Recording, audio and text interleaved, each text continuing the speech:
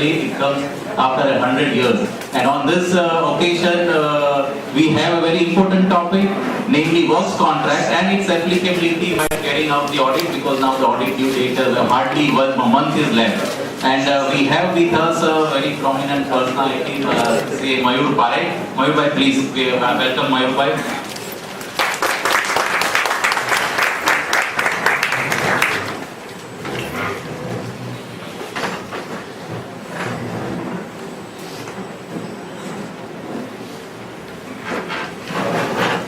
Now I request our President Pankaj Bhai Parekh to have some keywords. Respected Honorary Speaker of Fifth Study Circle, C.A. Mayur Parekh, Office Bearer on the dais, my colleague in the Managing Committee, seniors in the profession and dear members. Very warm good afternoon to everybody. The works contract topic is a complicated and controversial from inception. There are many disputes on this topic, starting from definition, whether it is a works contract or not, competition, etc. Since the VAT audit deadline is coming near, we thought fit that the members should make aware and refresh knowledge on the topic of works contract. So we invited our past president, C. Mayur Parekh, to deliver a lecture on the topic of works contract vis-a-vis VAT audit, which shall be very useful to all of us. Secondly, I wish to inform that booking for our 38th RRC, which is scheduled from 8 to 12 February 2014 at Jaipur, is closed due to overwhelming support from our members. And this is the first time recent past that we are closing registration for RRC in advance. I thank the members for the same. Thank you. Thank you. Thank you, President sir.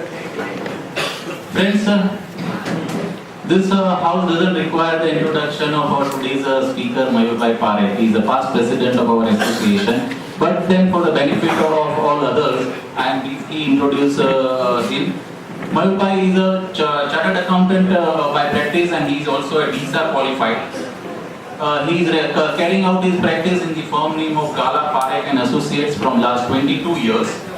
He has written various articles on the subject of VAT and works contract in the monthly magazine published by our association, that is Sales Tax Practitioners Sales Tax Review. He is also writing the column in the monthly magazine published by our association.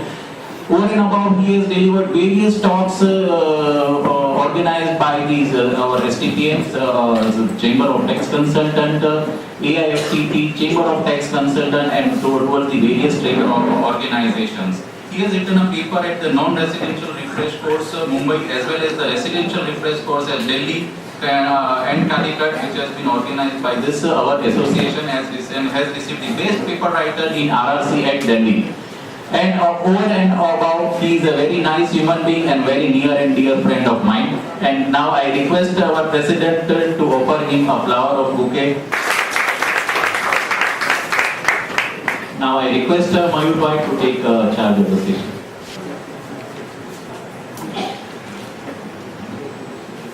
Good afternoon, friends.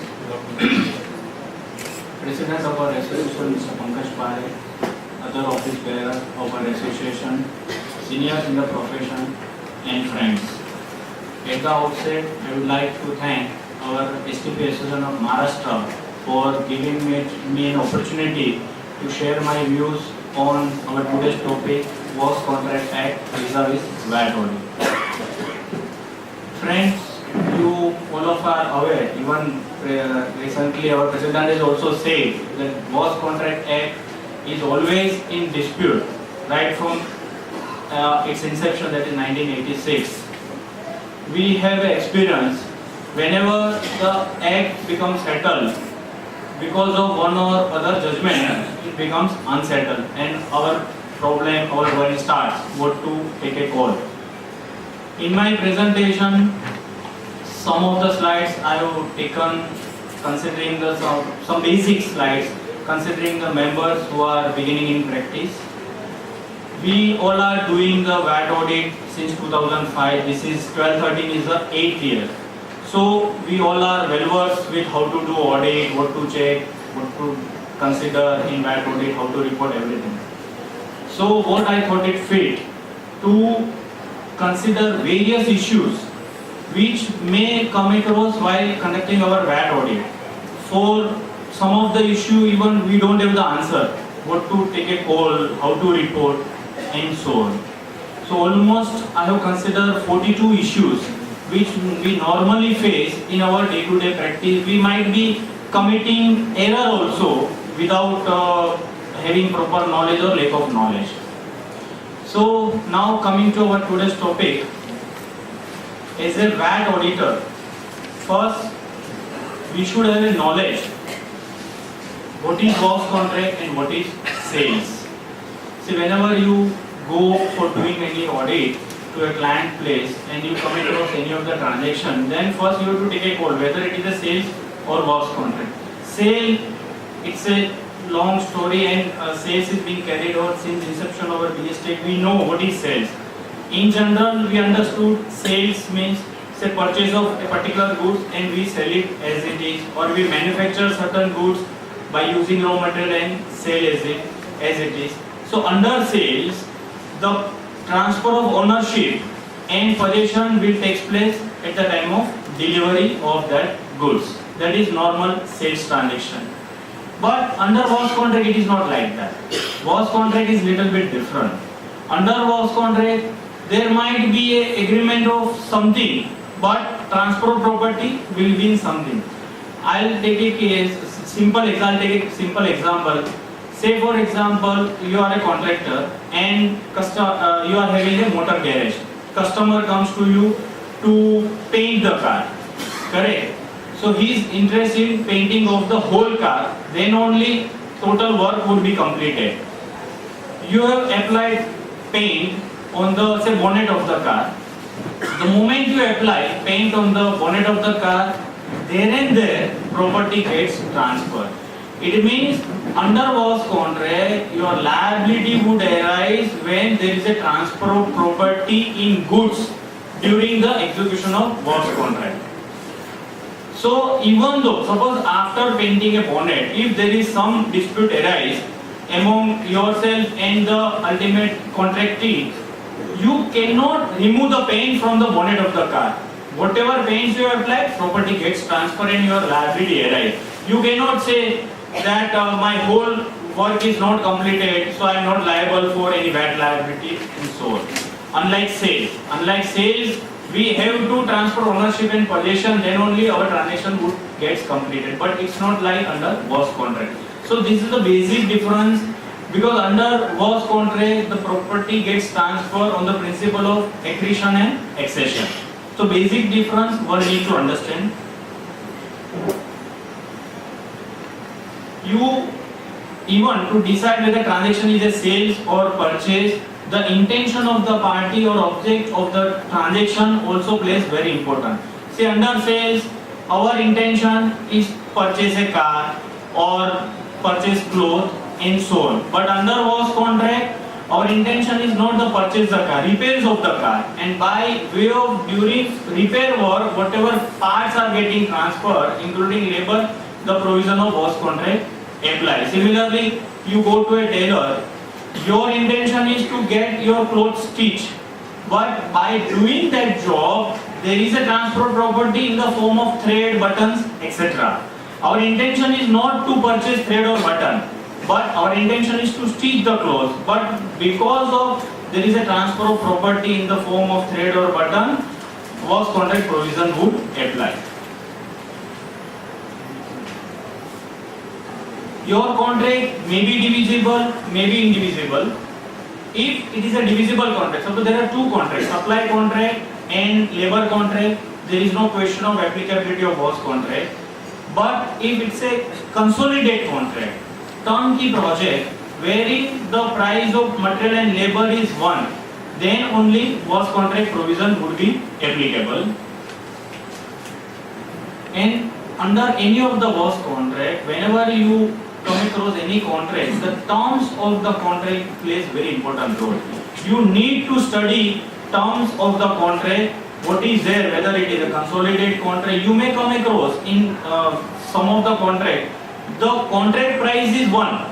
Say there is a contract is construction of a 2-story building. It is worth 2 crore rupees. But you may find at the end of the contract, you may find certain annexure where you find BOQ rate is given, material breakup, labor breakup, etc. is given. But still, you can't say it is a divisible contract. So that's why terms of the contract plays very important, and based on the terms of the contract, you have to take a call whether it is a works contract or not. Up to 28 June 2006, there was no definition of works contract. On 28 June 2006, they introduced definition of works contract.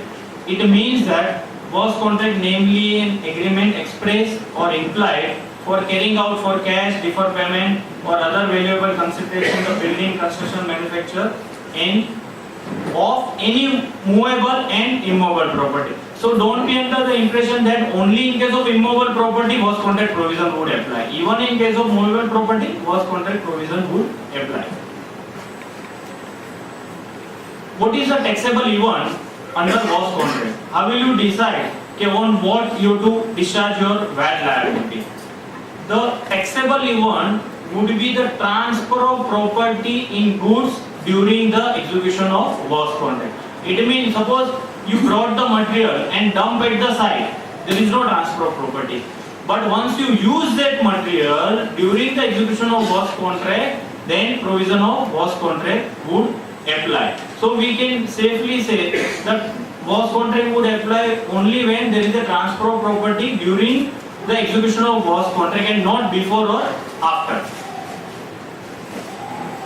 And on what we have to pay the VAT liability? On value of goods which are being transferred during the execution of works contract, on that you have to decide the liability of VAT. Determination of turnover of sales. Generally under sales we consider turnover of sales, but under works contract it is not the case. You should not always consider the contract price or contract value is your sales price. As I have said, here you have to determine your value of material or value of goods which are being transferred during the execution of works contract. How will you arrive at the value? Value means the direct cost or basic cost of the material plus direct expense in relation with the material and profit margin.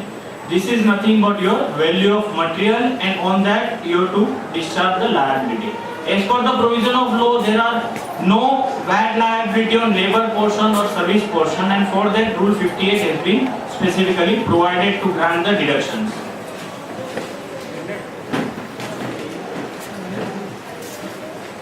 You must have the knowledge that there are 3 methods under works contract. So as a VAT auditor, you should have a knowledge. Okay, dealer can discharge its liability of VAT or works contract rather under any of the methods. There are 3 methods. One method is a normal method, another is a table method, and third one is a composition method. So we should have a knowledge of that. Normal method. This method is based on the guidelines given by the Supreme Court in the judgment of Gannon Dunkerley and Company 88 STC 204. In that, in detail, Supreme Court has given the guidelines what type of deductions would be available from total contract value that you have to claim as a deduction, and rest, that is nothing but value of material, on that you have to discharge the liability. See, what are the deductions available from total contract value? First, subcontract value. If you have given part of the contract to somebody else, subcontractor, and if he is discharging the liability on that, that deduction is very well available. Then labor or service charge, pure labor or service charge would be available. Then planning, designing, architect, because there is no transfer of property in that. Hire charges, suppose the contractor has taken certain machinery on hire, and if you pay, that is also available because there is no transfer. Cost of consumables like gas, water, electricity, because it does not transfer to the contracting, that deduction is also available. And any other expenses which is in relation with labor and service, plus profit margin. Also relation with labor and service, that all such type of deductions would be available under normal method from total contract value. And the balance is what? It is nothing but your value of material which are being transferred during the execution of works contract. Further to this also, we should have a breakup. Directly we should not advise our client pay 12.5%. Again we should have a breakup of itemized material breakup rate wise. Say 1%, 5%, 12.5% and so on, and accordingly you have to work out your liability. But one thing you should keep it in your mind, this method is workable or possible only and only if the dealer has maintained proper books of account, and under that all such type of breakup is available, like labor portion, service portion, material breakup or profit etc. is available in books of account, and dealer is in a very well position to give the breakup of that. Then only normal method is possible. In general, no doubt, for each of the contract you have to do simulation, that is under each of the method, and whichever method is best, client can opt for that. But in general, so from my experience, the best method is normal method. No doubt, it all depends. If material consumption is more 12.5, the decision may change. But in general, so far as I have come across in my client case, in majority of the case, normal method would be better. Now come from another method, that is table method. Here you need to have a knowledge the wording. This method, see, wordings is what, where the either contractor has not maintained the books of account, or even though he has maintained the accounts but it is not properly maintained or intelligible, so that we should be in a position to have a breakup of material, labor etc. Then the wordings are the contractor or commissioner may. The contractor or commissioner may, in lieu of the deduction as above. What type of deduction? Just now I said labor, service, hire charges, etc. To claim that deduction, they have provided lump sum deduction. We call it as a standard deduction. For that, they have provided a table.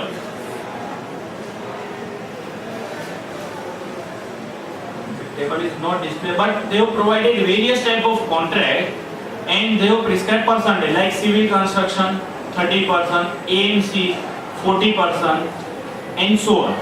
If your contracts are not falling under any of the contract which is given under the table, then residuary entry is there that allows you 25%. So you have to take a call as an auditor which deduction or which percentage would be applicable in your client case.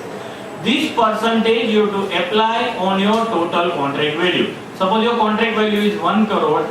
So when your is a construction contract, straight way apply 30% on that. So 30 lakhs would be straight way available as a standard deduction, and rest 70 lakhs would be liable for VAT. That 70 lakhs is nothing but value of material which are being transferred during the execution of works contract. Here one important point may come. Suppose your dealer has opted table method, and they have also given part of the contract on subcontract basis. So here one question may, and one point you must understand and take a call whether standard deduction would be applicable first or subcontract value would be deducted first, and on balance standard deduction. According to me, first you have to deduct subcontract value from total contract value, and on balance you have to apply the percentage as a standard deduction. Don't do other way around, otherwise you may go wrong and your working may go wrong.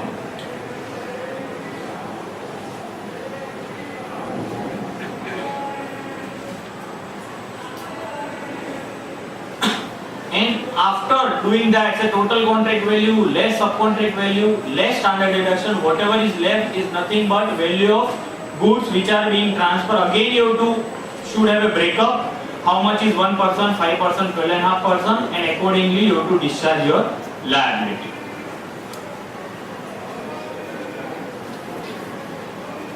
Here, whether table method provided under Rule 58 is mandatory, according to me, no. It is not like optional method that anybody can follow. just sometimes back I have used the word, the provisions are, it is only applicable when either dealer has not maintained the books of account, or even though it is maintained the books of account but not properly maintained, so that you are in a position to have breakup of material, labor, etc. Then and then only one can go for table method. It's not optional like composition method that anybody can go. So this point also you need to keep it in your mind as a VAT auditor, that just blindly don't dealer ने follow किया हमने apply कर दिया. Don't do that. Your report may go wrong in that case. Similarly, from books, if said labor portion of service deductions are really, it is say 10% only. Assume it is 10% and table method provides you 30%. Can you still go for 30% straight away? No. Again as I say, it is not optional. It is, you have to fulfill the condition of Rule 58. Then only, and suppose you apply 30% and from your books of account department comes to know, officer comes to know, oh, either 10% deduction is available ahead. Then he may disallow the balance. Whether GP method to be allowed, you may come across, and we all are following GP method in so many cases since last so many years. Department is also following and allowing, correct? Because sometimes it is also practically difficult for us to find out the value of material. So what we do, we take basic cost, direct expenditure, then we find out GP percentage based on cost of sales, apply GP percentage, find out the value of material, and then we discharge the liability.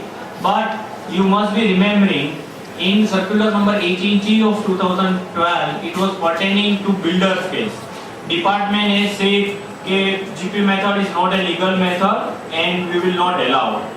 Though it has been given under FAQ, but still, according to me, even though you follow GP method, I don't think there is any revenue loss.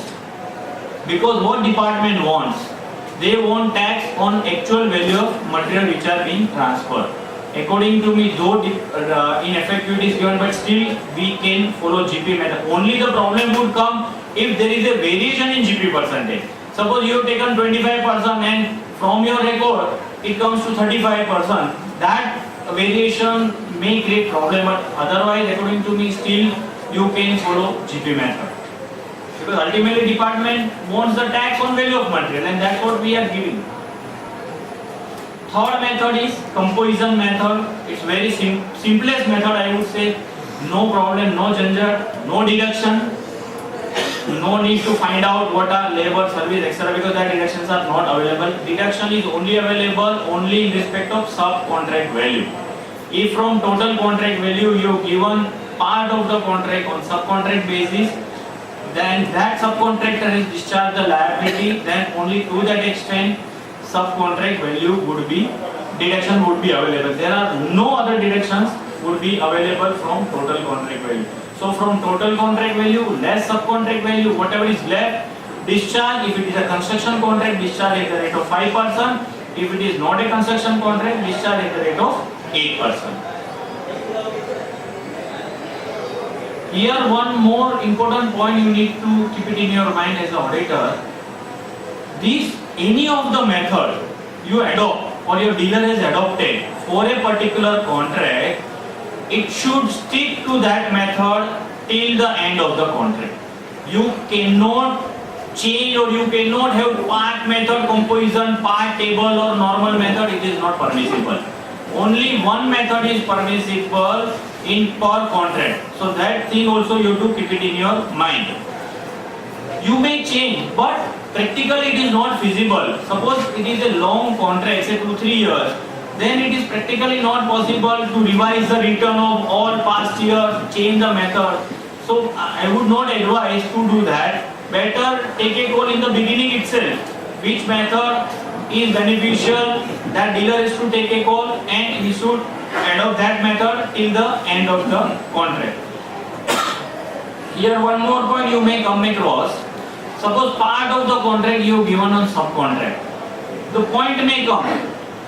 say 1 crore is contract, out of that 60 lakhs you have given on subcontract basis, and on 40 lakhs you have to discharge the liability.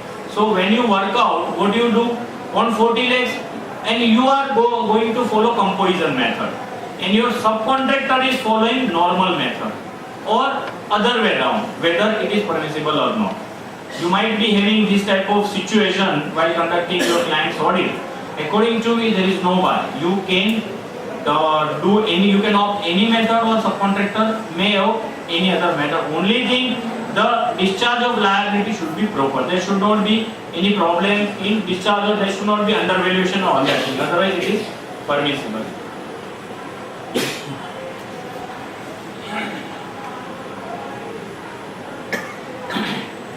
Here one more point is that whether subcontractor should be a registered dealer.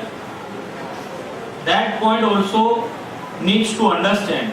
See, under any of the, neither in 42.3 nor under Rule 58, they have mentioned that registered subcontractor. But there is a procedure. To claim that deduction, you need to take form number 407 and 408 from the subcontractor, and if you are discharging, you have to give 406 and 409. In that, they have used the word registered. You have to provide PIN number, and so here you may come under the trouble. Though under the provisions of law under Rule 58 or 42.3 section, nowhere it is mentioned registered. So subcontractor would be allowed, but considering procedural part, it would create difficulty. Now, this issue, suppose dealer is following composition scheme. He has raised the bill including composition scheme. Say 1 lakh is contract value and 8,000, 8% is the composition sum. He has raised the bill of 1 lakh 8,000. Correct. The question may come, and this is a hot topic in department. This and levy of VAT on service tax. These two, most of the members must be facing this problem while assessing assessment of the dealer. So here, suppose your dealer has raised including composition sum bill, then whether while calculating tax liability, deductions toward that composition sum would be available or not. Unlike Rule 58, there is a provision that you can, under normal method or under table method, there is no issue. If they raise the bill including tax, then as per the provision of Rule 57(1), it is available. You can apply backward formula. Say 1 lakh 8,000 multiplied by rate upon 100 plus R. You exclude tax amount and charge on net amount. So under normal and table method, no issue. But under composition method, there is a issue.